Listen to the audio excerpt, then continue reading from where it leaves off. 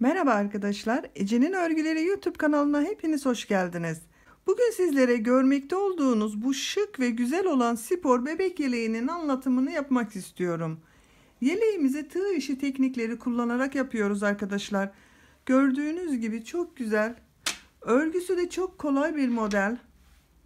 Tamamen trabzanlardan oluşan bir yelek modeli. Bu yeleği yeni doğan bebek için de yapabilirsiniz. 3-4 yaşındaki çocuklarınız için de yapabilirsiniz.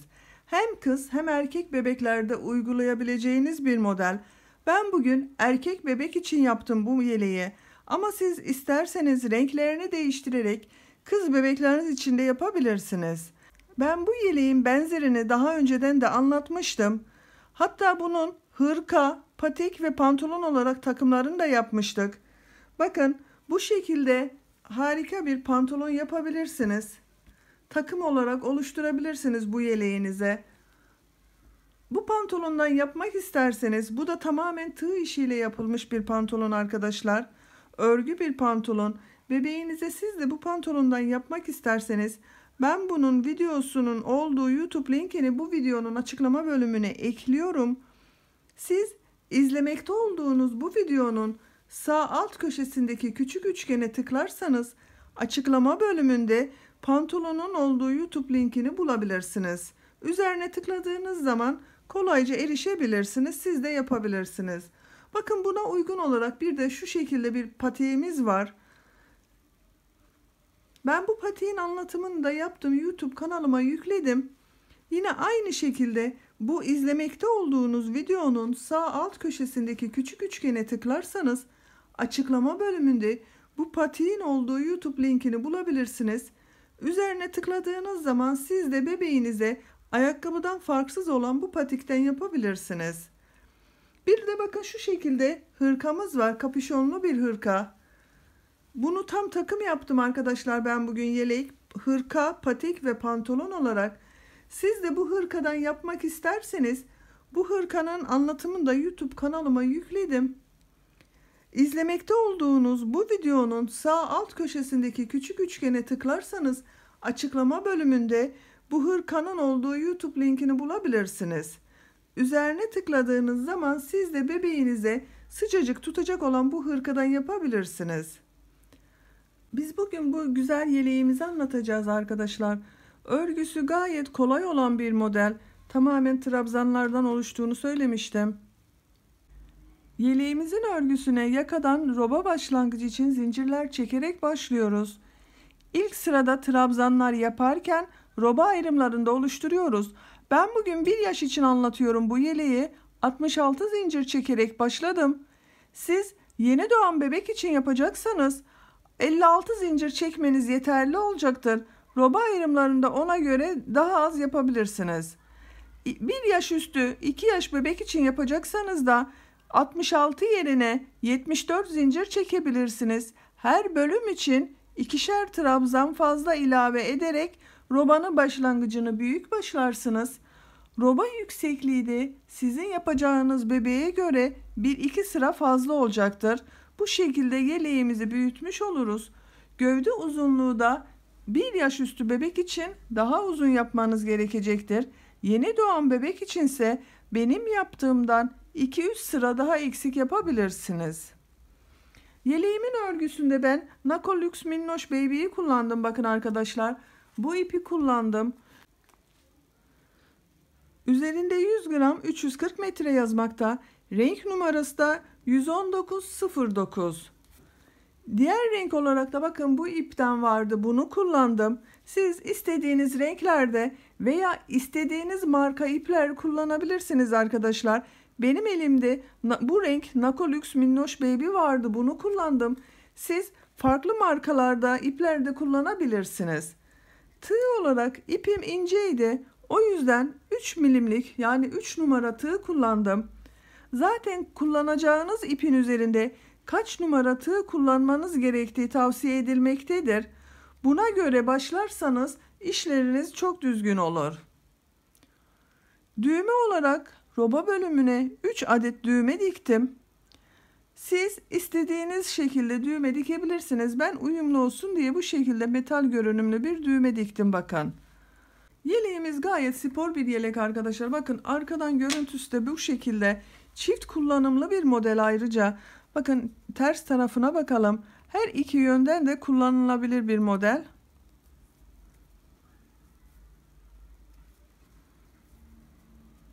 Bakın ters tarafı da bu şekilde gayet düzgün. Her iki yönden de kullanılabilecek bir model arkadaşlar. Çift taraflı bir model. Malzemelerimizi söyledik. Vakit geçirmeden bu güzel yeleğimizin örgüsüne geçelim. Kanalıma abone değilseniz kanalıma abone olmayı unutmayın lütfen. Destekleriniz için hepinize şimdiden çok teşekkür ederim. Hepinize kolay gelsin. İyi seyirler. Örgüye yumağın içerisinden ipin ucunu çıkararak başlıyorum. İsterseniz siz dışarıdan bu bandı çıkarıp dış bölümden de kullanabilirsiniz. Nasıl kolayınıza geliyorsa ben içerisinden çıkararak örgü örmeyi tercih ediyorum. Bakın başlangıç için şu şekilde bir ilmek oluşturuyoruz. Size kolay geldiği gibi ilk ilmeği oluşturabilirsiniz. Roba başlangıcı için 70 zincir çekiyorum. Bakın şu şekilde ilk zinciri çektim ve devam ediyorum. Zincirleri çok sıkı çekmezseniz iyi olur arkadaşlar. Trabzanları yaparken zorlanmayız bakın. Bu şekilde zincirler çekerek devam edelim. 70 zincir çekelim.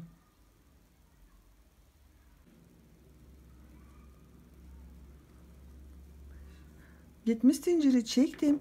Şimdi bu çekmiş olduğum zincirin kaç santim olduğunu ölçüyorum.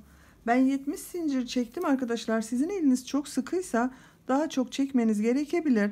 Bakın şu şekilde tutuyorum. Örgümü çektirmeden ölçüyorum. 32 santim. Bakın örgümü hiç çektirmiyorum. 32 santim bitmiş hali var. Bu da benim yapacağım ölçü için yeterli. Siz daha küçük yeni doğan bebek için yapacaksanız bunu 25-26 santim yapmanız yeterli olacaktır. 1, 2, 3 zincir de dönüş için çekiyorum. İpi tığın üzerine alıyorum. 1, 2, 3 zincir atlıyorum. Dördüncü zincir içerisine ilk trabzanı yapıyorum. Bu sırayı yaparken, ilk sırayı yaparken roba ayrımlarını da yapacağız. Ön bölüm için 11 trabzan yapıyorum. Bu başta çekmiş olduğumuz 3 zincirle bir trabzan olacak. Bakın bu bir yaptığımız trabzan, 2, 3, 4, 5, 6, 7, 8, 9, 10, 11. 11 trabzanı ön bölüm için yaptım. Bir zincir çekiyorum. İpi tığın üzerine alıyorum. Hemen takip eden bakın ikinci zincire, ilk zincirin üzerine kol bölümü için trabzana başlıyorum. Kol bölümü için de 14 trabzan yapacağız. 1, 2, 3, 4,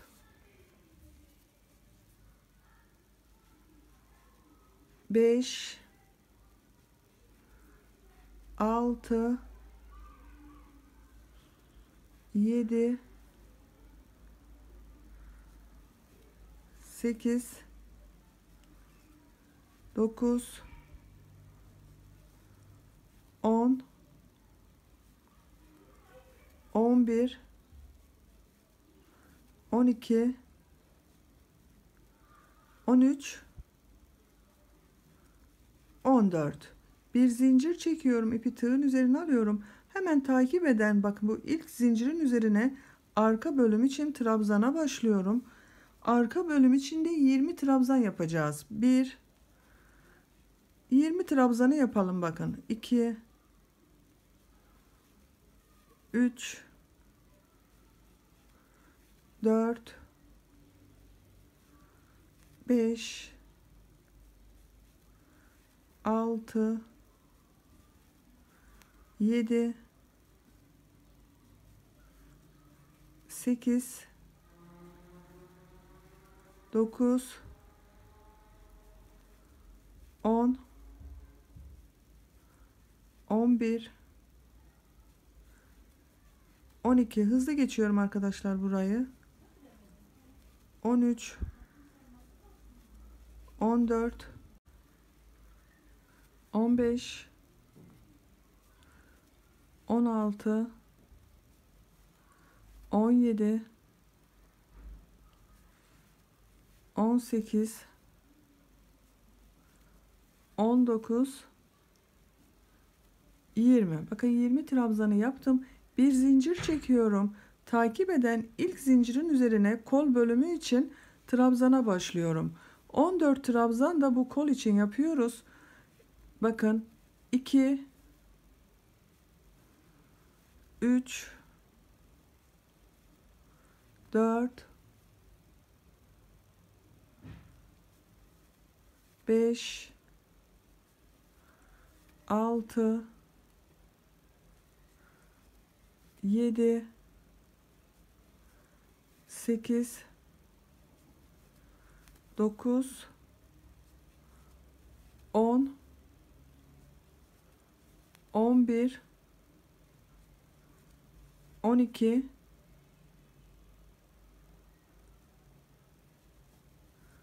13, 14. Kol için trabzanları da yaptık. Bir zincir çekiyorum. Ön bölüm için trabzanlara başlıyorum. Bakın hemen takip eden ilk zincir üzerine trabzan yapıyorum. Ön bölüm için 11 trabzan yapıyorduk. 1, 2, 3, 4, 5, 6, 7, 8, 9, 10, 11. Bakın 11 trabzan da ön bölüm için yaptık. Böylece ilk sırada roba ayrımlarımızın yerlerinde belirlemiş olduk. Siz daha küçük bebekler için yapıyorsanız ikişer trabzan eksik yapın. 11 başladım ön bölümü, siz 9 zincir başlayın. Kol bölümünü 14 trabzan yaptım. Siz 12 trabzan yapabilirsiniz. Arka bölümü de 18 trabzan yapmanız yeterli olacaktır. Böylece ilk sırayı bitirmiş olduk. İkinci sıraya geçiyorum. İkinci sıra için bir zincir çekiyorum. Örgüyü çeviriyorum. Bu sıradan itibaren arttırmalara başlıyoruz. İlk trabzanın üzerine bakın. Bir trabzan yapıyorum. Takip eden trabzanların üzerine de trabzan yapıyorum. Burada bir zincir çekmiştik arttırma yeri için. Oraya kadar bütün trabzanların üzerine trabzan yapalım.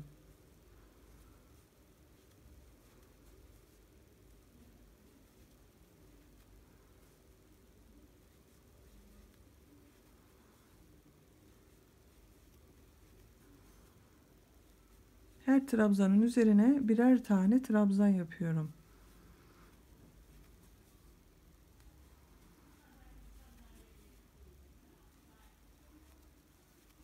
Bakın bu bir zincirlik boşluğa geldim. Boşluğa geçiyorum. Buraya 2 trabzan yapıyorum ön bölüm için. 1, 2, 1, 2 zincir çekiyorum. Aynı boşluk içerisine kol bölümü içinde 2 trabzan yapıyorum. 1, 2. Bakın 2 trabzan ön bölüm için yaptık bu boşluğa. 2 zincir çektik. Aynı boşluk içerisine kol bölümü içinde 2 trabzan yaptık. Takip edenleri kol bölümünde bulunan trabzanların üzerine trabzanlar yapıyoruz. Kol ile arka bölümü ayıran bu ayrıma kadar devam edelim.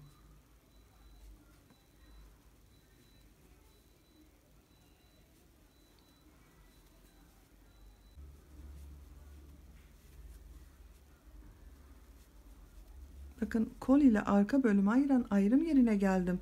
Burada da kol bölümü için bakın bu boşluğa 2 trabzan yapıyorum. 1, 2. 2 trabzanı yaptım. 1, 2 zincir çekiyorum. Aynı boşluk içerisine arka bölüm için trabzan yapıyorum. 2 trabzan da arka bölüm için yapıyorum bakın. Bir boşluk içerisine 2 trabzan, 2 zincir, 2 trabzan yaptık. Arka bölümde bulunan bu trabzanları burada bulunan ayrım yerine kadar trabzanlar yapıyoruz.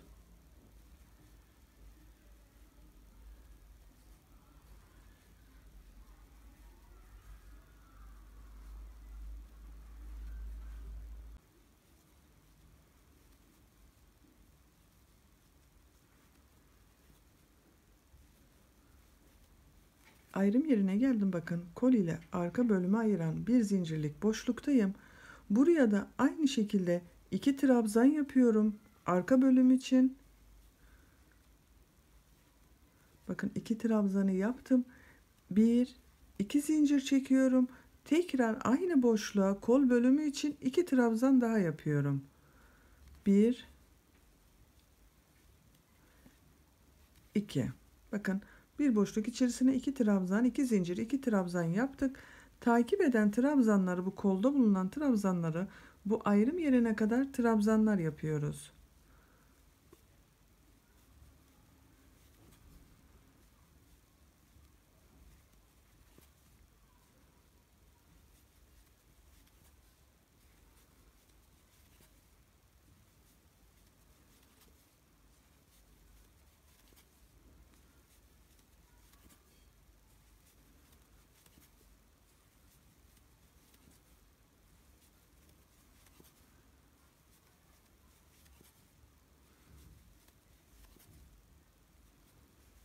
Bakın ön ile kol bölümünü ayıran ayrım yerine geldim. Buraya da yine kol bölümü için bakın bu bir zincirlik boşluğa 2 trabzan yapıyorum. 1 2 1 2 zincir çekiyorum. Tekrar aynı boşluğa ön bölüm için 2 trabzan daha yapıyorum. 1 2. Takip edenleri sıra sonuna kadar ön bölüm olarak trabzanlar yapıyorum.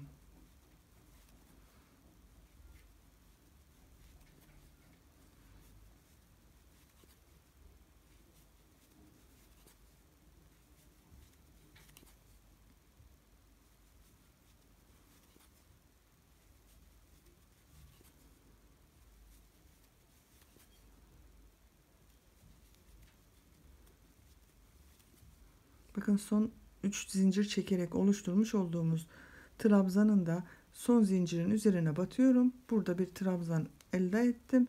Bir zincir çekiyorum, örgüyü çeviriyorum. Üçüncü sıradayız arkadaşlar. Bakın bu ikinci sırada bu arttırma yerlerinde çekmiş olduğumuz bir zincir üzerine her bölüm için ikişer trabzan yaptık. Aralarda ikişer zincir çektik.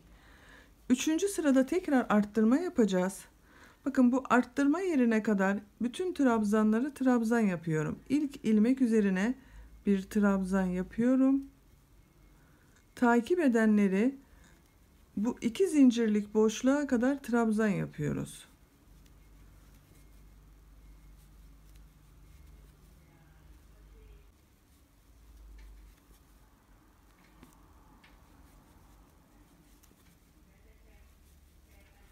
Arttırma yerine geliyorum bakın. Ön bölümde son trabzanın üzerine trabzan yaptım. Arttırma yerinde bu üçüncü sırada bakın ön bölüm için bir trabzan yapıyorum. Bir iki zincir çekiyorum. Aynı boşluğa kol bölümü için bir trabzan yapıyorum. Bir alt sırada bu boşluklara ikişer trabzan yapmıştık.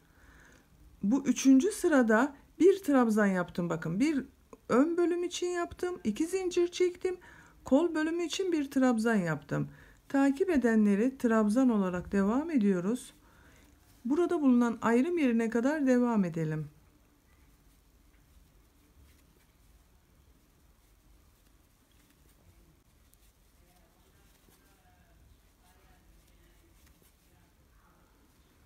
Diğer ayrım yerine geldim bakın. Kol ile arka bölümü ayıran ayrım yeri. Burada da aynı şekilde bakın kol bölümü için bir trabzan yapıyorum. Bir iki zincir çekiyorum. Arka bölüm için aynı boşluğa bir trabzan yapıyorum. Takip edenleri arka bölümde bulunan trabzanları ayrım yerine kadar trabzanlar yapıyoruz.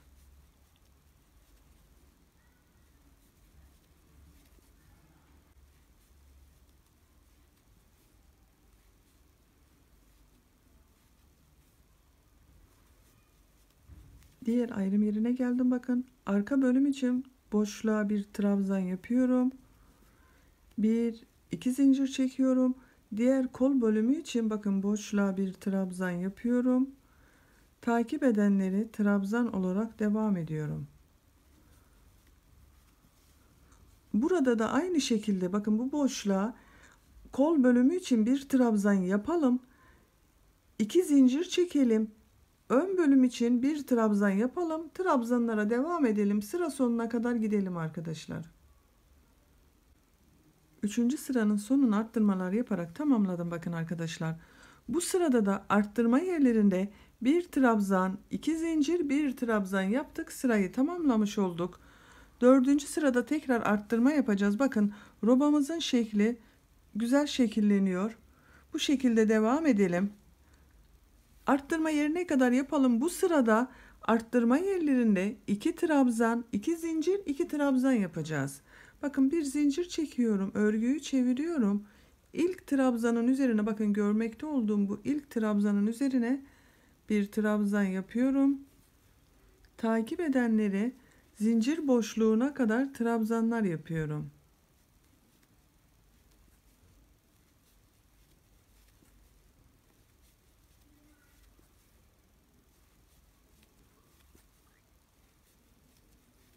Birer defa trabzan yapıyoruz her trabzanın tepe noktasına.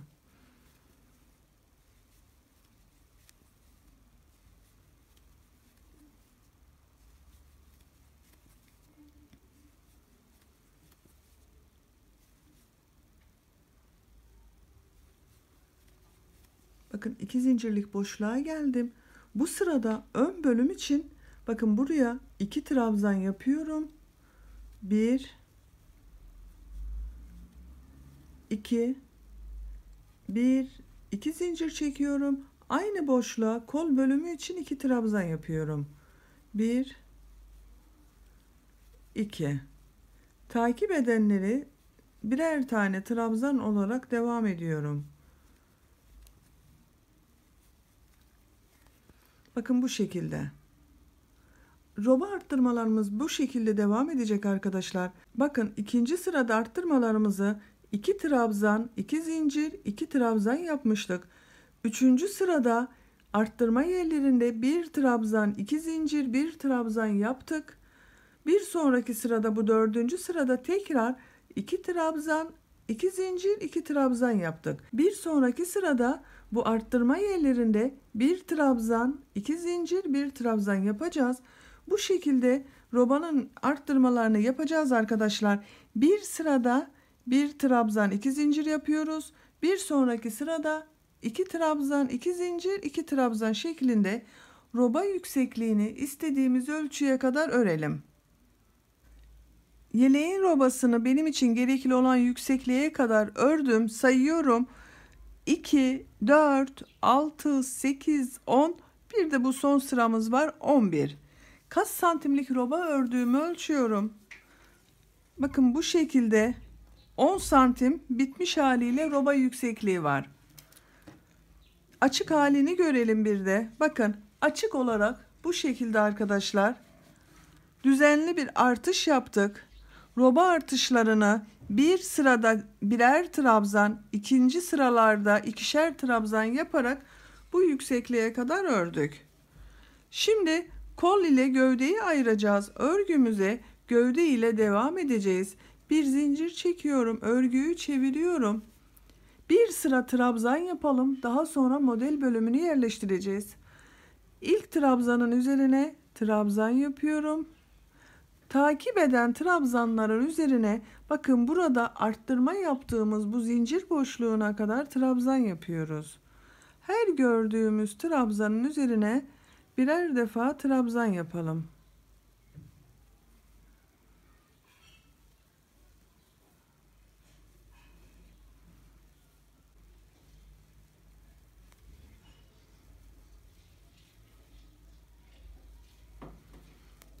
Bakın arttırma yaptığımız zincir boşluğuna geldim.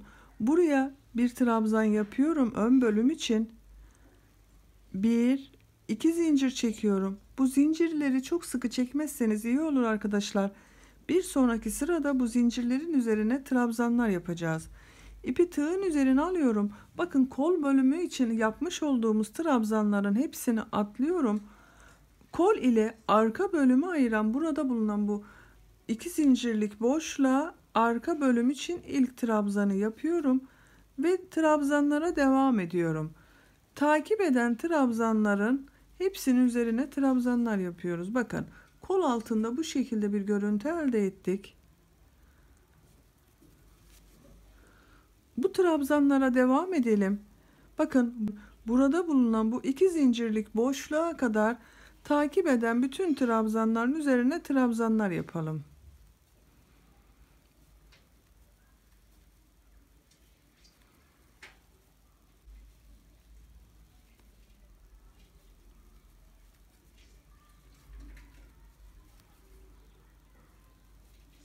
Bakın arttırma yerinde olan boşluğa geldim. Buraya arka bölüm için bir trabzan yapıyorum. 2 zincir çekiyorum. Diğer kol altında yapmış olduğumuz gibi bakın kolda bulunan bütün trabzanları atlıyorum. İpi tığın üzerine alıp ön ile kol bölümünü ayıran bu ayrım boşluğuna ön bölüm için bir trabzan yapıyorum. Ve takip edenleri trabzan olarak sıra sonuna kadar devam ediyorum.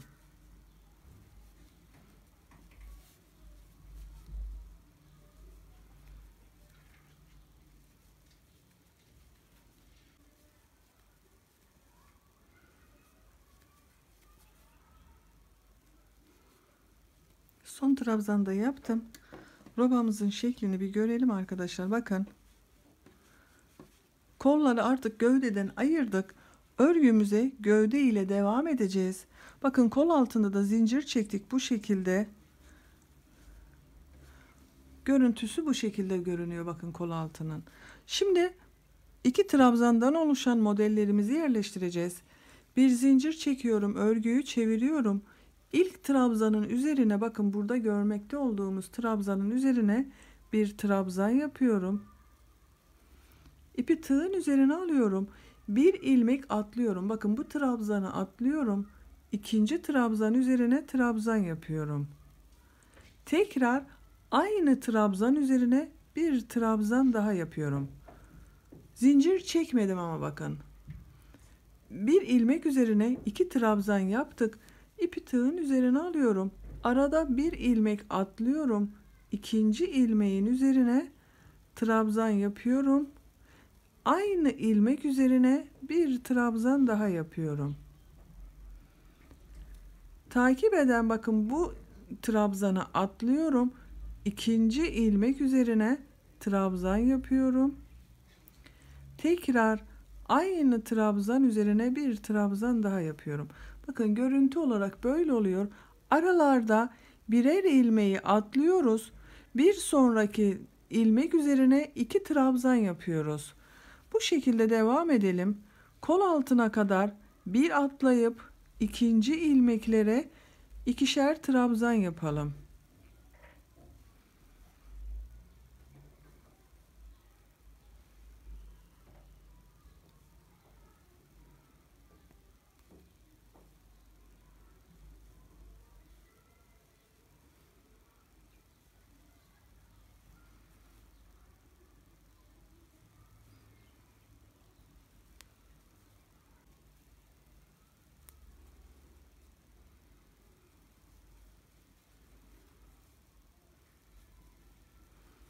Bakın kol altında çekmiş olduğumuz zincirlere geldik.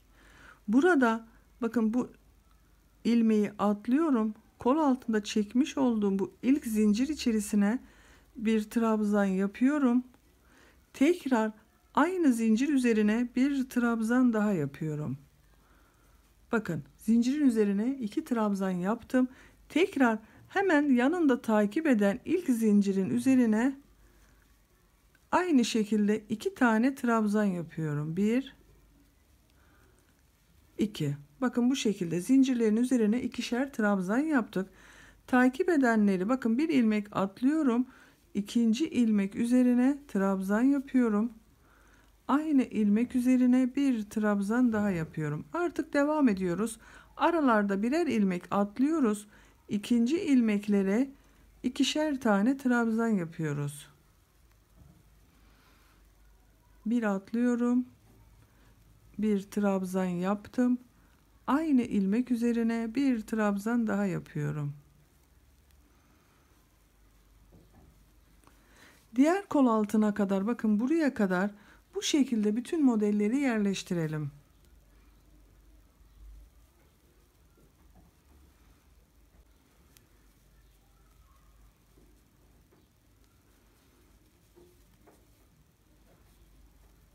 Diğer kol altına geldim, bakın. Burada da aynı şekilde bu ilk zincirin üzerine bir çift trabzan yapacağız. Sıkı çekmeyelim demiştim arkadaşlar. Bakın biraz sıkı çekmişim. Tığ takmak zor oluyor. Bakın bu ilk zincir üzerine bir trabzan yapıyorum. Aynı zincir üzerine bir trabzan daha yapıyorum. Hemen yanında bulunan ikinci zincir üzerine de iki trabzan yapıyorum. 1 2. Bakın kol altında iki zincire ikişer trabzan yaptım.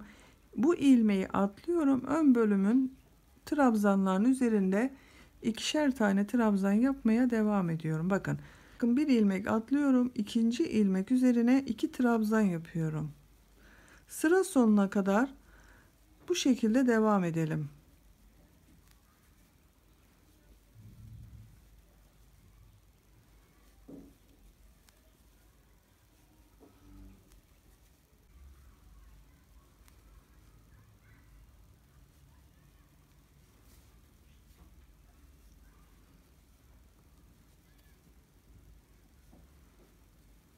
Sıra sonunda iki trabzan kaldı. Bakın bu bir trabzanı atlıyorum. Son trabzanın üzerine bir trabzan yaptım. Sırayı tamamlamış oldum.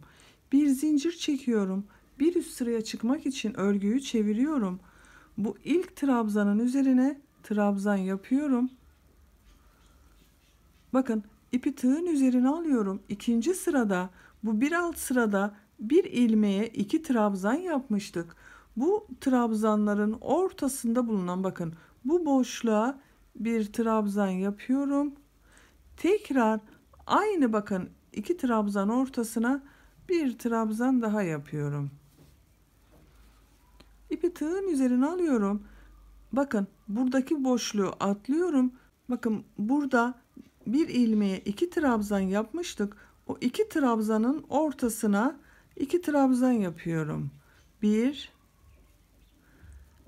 2. Takip eden bu iki trabzanın da ortasına bir trabzan yapıyorum. Aynı, bakın boşluğa bir trabzan daha yapıyorum.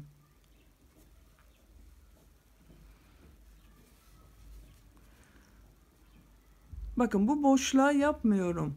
Bu bir ilmeğe iki trabzan yaptığımız trabzanların ortasına trabzanlar yapıyorum. 2 trabzan yaptım. Bu sırayı da bu şekilde devam edeceğiz arkadaşlar. Bakın görmekte olduğunuz gibi bu iki trabzanlar birbirini takip ediyor. Sıra sonuna kadar bu şekilde devam edelim. Bakın sıra sonuna geldim.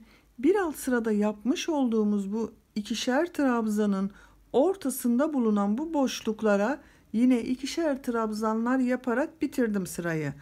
Artık örgümüz bu şekilde devam edecek arkadaşlar. Bakın bir zincir çekiyorum bir üst sıraya çıkmak için. Sıra başında bulunan tek trabzanın üzerine bir trabzan yapıyorum.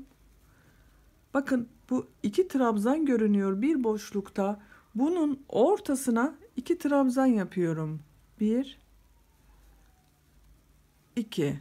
Diğer ikili trabzanın ortasına geçiyorum. Buna da aynı şekilde iki trabzan yapıyorum.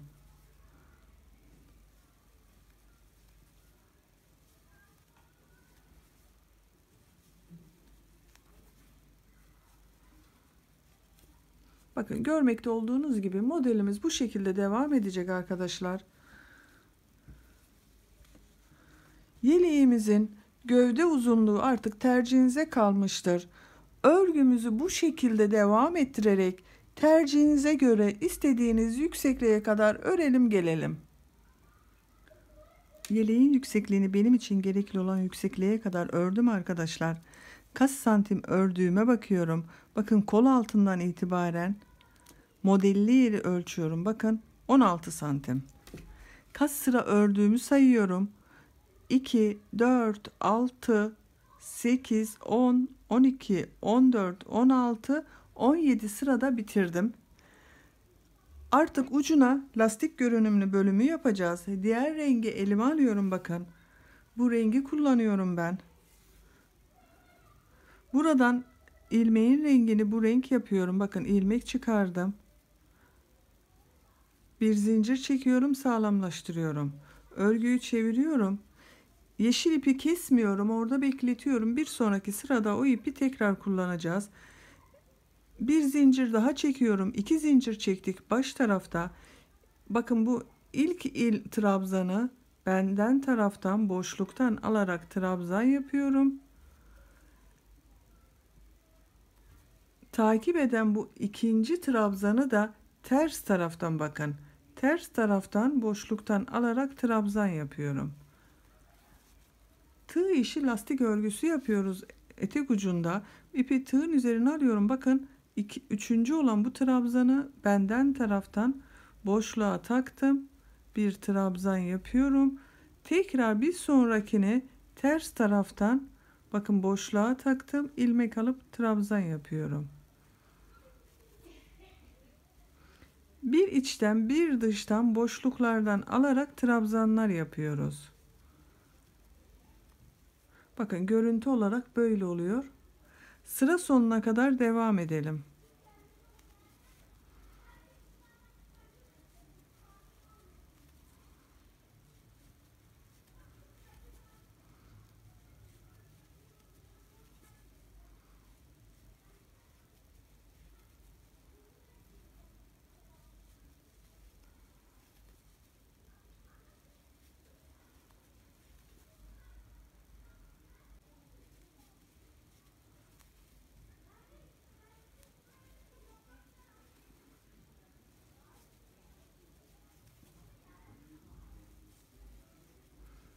Bakın bir içten bir dıştan alarak sıra sonuna geldim. Son ilmeği de dış tarafa benden taraftan aldım.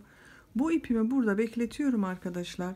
İsterseniz siz kesebilirsiniz ama daha sonraki sırada bu ipe tekrar ihtiyacımız olacak. İkinci sırada lastik örgüsünün bakın diğer ipi elime alıyorum.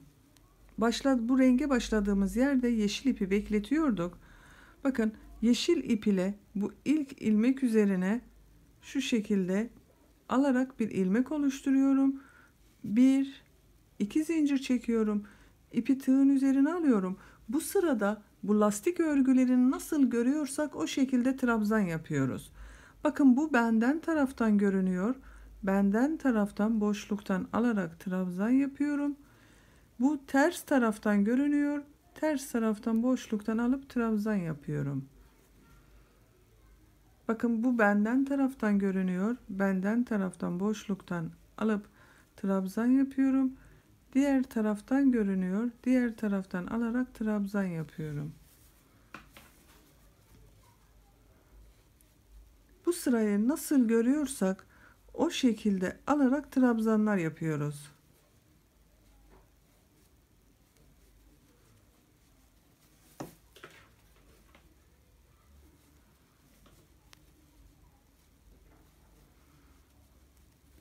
Bakın bu şekilde bir görüntü elde ediyoruz. Bir sonraki sırada tekrar bu renge başlayacağız. Bu yeşil ile sıra sonuna kadar nasıl görüyorsak o şekilde alarak trabzanları yapalım. Sıra sonunda yeşil rengi keselim. Başka kullanmayacağız onu. Bu renk ile nasıl görüyorsak o şekilde alarak trabzanlara devam edelim. O sırayı da bitirelim. Toplam 3 sırada ben bitiriyorum. Siz isterseniz tekrar bir sıra daha yeşil yapabilirsiniz. Tamamen tercihinize kalmıştır. Lastik örgülerini tamamlayalım gelelim. Yeleğin lastik örgüsünü görmekte olduğunuz gibi 3 sıra halinde tamamladım. Bakın bir bu renk gittim. Bir sıra yeşil, bir sıra tekrar bu renk gittim. Bu da yeterli oldu. Bakın bu şekilde. Şimdi bu ön banttan sık iğne yapacağız. Bu robanın olduğu yerde de düğme için düğme biritleri oluşturacağız. Bakın sık iğne yapıyorum. Şu şekilde yine aynı renk ile ilmek alıyorum, çıkarıyorum bakın. Sık iğnelerden ve trabzanlardan bu şekilde ilmekler alarak sık iğneler yapıyoruz.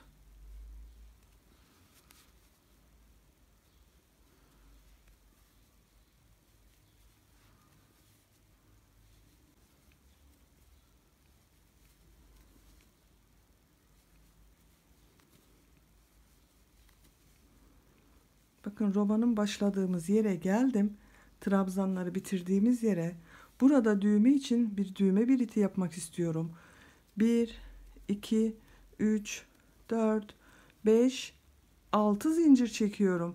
Aynı ilmek üzerine tekrar sık iğne olarak batıyorum.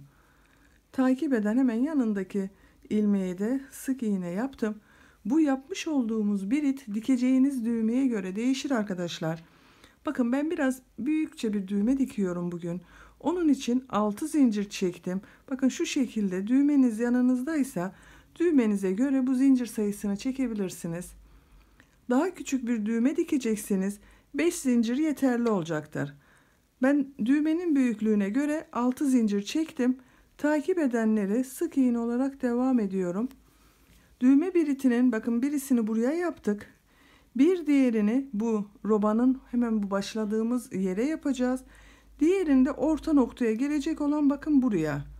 Ona göre kendiniz de ayarlamasını yapabilirsiniz. Bakın sık iğne devam ediyorum.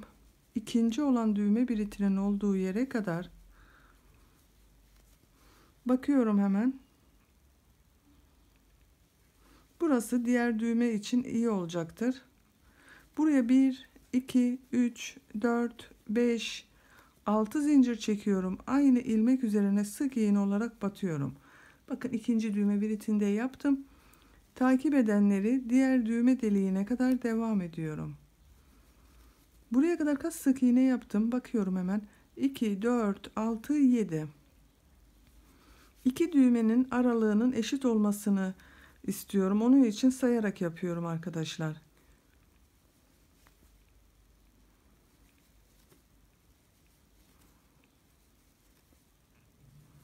Bakın diğer düğmeyi de buraya yaparız.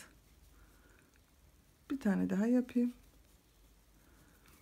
1, 2, 3, 4, 5, 6 zincir çekiyorum. Aynı yere sık iğne olarak bakın yaptım. Sık iğne olarak devam ediyorum. Bakın 3 düğme biritini roba bölümüne yaptık. Robanın başlangıcını yaptığımız bakın buraya geldim. Burada boyunun çevresinde bu etek ucuna da uysun diye lastik görüntüsü yapacağız. Bakın 1, 2 zincir çekiyorum. İpi tığın üzerine alıyorum. Bu ilk ilmeği bakın trabzanı benden taraftan boşluktan alarak yapıyorum. Boşluktan alarak trabzan yaptım. Diğerini ters taraftan boşluktan alarak trabzan yapıyorum. Etek ucunda uyguladığımız lastiğin aynısını bu boyunun çevresinde de yapacağız. Bakın bir sonraki benden taraftan alıyorum. Boşluktan aldım, trabzan yaptım. Takip edeni diğer taraftan, ters taraftan boşluktan alarak trabzan yapıyorum.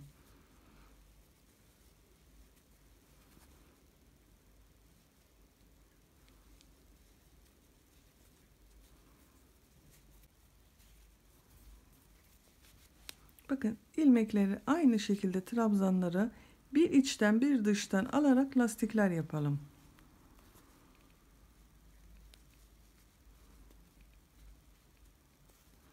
Böyle bir görüntü elde ediyoruz. Lastik görüntüsü. Boynun çevresinde bu şekilde lastik yapalım. Bakın diğer ön patta da burada yapmış olduğumuz gibi tamamına sık iğne yaparak bu uca kadar devam edelim. Bakın diğer ön patta da sık iğneleri tamamladım. Boynun çevresinde de bu şekilde bakın lastik örgüsü yaptım. Burada ipi keseceğiz. Bakın kesmek için bu son sık iğneyi yapıyorum. Bu başlangıçta görünen bakın bu ilmek ile kaydırma tekniği yaparak kapattım. İpi kesiyorum. Böylece bakın bitirmiş olduk. Ön pat çalışmalarını yaptık. Düğme için 3 tane de düğme biliti hazırladık. Boynun çevresinde ve etek ucunda lastik örgüsünü yaptık. Ben kol uçlarında bakın birisine bu şekilde bir lastik örgüsü yaptım. Şimdi diğer kol ucunu sizinle birlikte yapalım. Kol altına bakın bu renk ile bir ilmek oluşturacağız. Kol altında bulunan bakın bu ilmekten bir ilmek çıkarıyorum bu renk ile. 2 zincir çekiyorum. İpi tığın üzerine alıyorum. Bakın bu ilk bir trabzan görünüyor. Bunu benden taraftan boşluktan alıp trabzan yapıyorum. Diğer görünen bakın bu trabzanı ters taraftan boşluktan alarak trabzan yapıyorum. Yine etek ucunda ve yakada uyguladığımız gibi bir içten bir dıştan trabzanları alarak trabzan yapıyoruz. Bakın benden taraftan boşluktan alıp trabzan yapıyorum. Diğer taraftan boşluktan alıp trabzan yapıyorum. Bakın trabzanlara geldik artık. Benden taraftan boşluktan alıp trabzan yapıyorum. Ters taraftan bakın boşluktan alıyorum. Trabzan yapıyorum.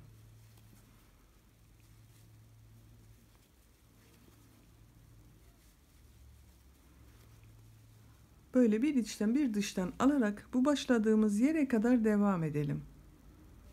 Kol içinde trabzanları bir içten bir dıştan boşluklardan alıp trabzan yaparak bakın lastik örgüsünü yaptım. Son lastik örgüsünü yaptım. Bunu bu başlangıçta bulunan bakın bu ilmek ile kaydırma tekniği yaparak kapatıyorum. İpi kesmiyorum arkadaşlar. Yeşil rengi geçiyorum. Bakın bu şekilde yeşil renk ile bir ilmek oluşturuyorum. Yine 2 zincir çekiyorum. İpi tığın üzerine alıyorum. Bu ipi burada bekletiyorum. Bir sıra daha lastik örgüsü yapacağız. Bu sırada lastik örgülerini nasıl görüyorsak o şekilde yapıyoruz. Etek ucunda da aynı şekilde yapmıştık bakın. Benden taraftan görünüyor trabzan. Benden taraftan boşluktan alıp trabzan yapıyorum. Ters taraftan görünüyor. Ters taraftan boşluktan alarak trabzan yapıyorum. Benden taraftan boşluktan alıp trabzan yaptım. Ters taraftan görünüyor. Ters taraftan boşluktan alıp trabzan yapıyorum. Bu sırayı da nasıl görüyorsak o şekilde boşluklardan alarak trabzan yapalım.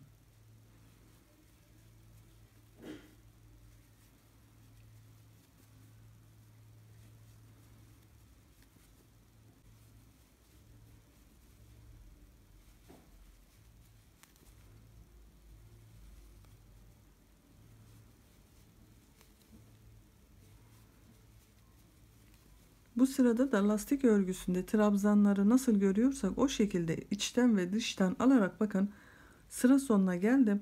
Bu başlangıç trabzanı ile kaydırma tekniği yaparak sırayı kapatıyorum. Bu ipi de üste çıkarıyorum bakın. Üste tutarak ilmek aldırdım. Rengini diğer renk yapıyorum ilmeğimin. Bakın şu şekilde içerisinden geçirdim. Yeşil rengi burada kesiyorum. O yeşil ipimizin işini burada bitirdik. Bir zincir çekiyorum. Bakın zaten bir zincir çekmiştik. Bu ilk yeşil gördüğüm bakın trabzanı benden taraftan boşluktan alıp trabzan yapıyorum. Diğerini ters taraftan görüyorum. Ters taraftan boşluktan alıp trabzan yapıyorum.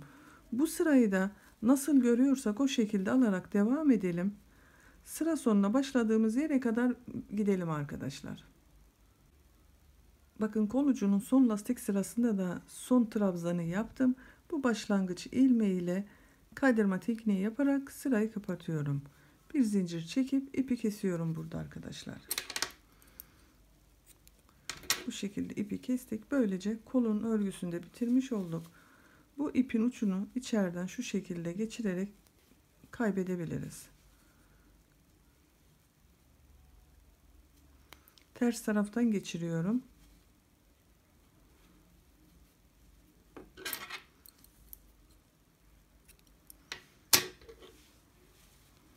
Böylece bakın yeleğimizin örgüsünü de tamamen bitirmiş olduk. Çok güzel ve çok spor bir yelek oldu bakın arkadaşlar. Renkler de çok tatlı uyumlu oldu. Tersten görüntüsü de böyle oldu yeleğimizin. Bakın böylece bitirmiş olduk. Roba bölümüne biri açtığımızın yerlerin tam karşısına gelecek olan diğer ön pata da 3 tane düğmeyi diktim arkadaşlar.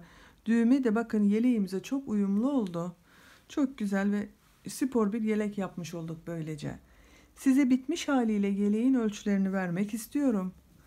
Bakın kol altından gövde enini ölçüyorum. 27 santim. Yeleğin kol altından yüksekliğini ölçüyorum. 19 santim. Tam boy yüksekliğini ölçüyorum. Omuzdan itibaren 30 santim. Bu da 1 yaş bebek için çok güzel bir ölçü oldu. Böylece bir örgü anlatımımızın daha sonuna gelmiş olduk. Beni dinlediğiniz ve izlediğiniz için hepinize çok teşekkür ederim. Kanalıma abone değilseniz abone olmayı unutmayın lütfen. İnşallah sizlerle yeniden yeni örgülerde buluşmak üzere. Hoşça kalın, sevgiyle kalın.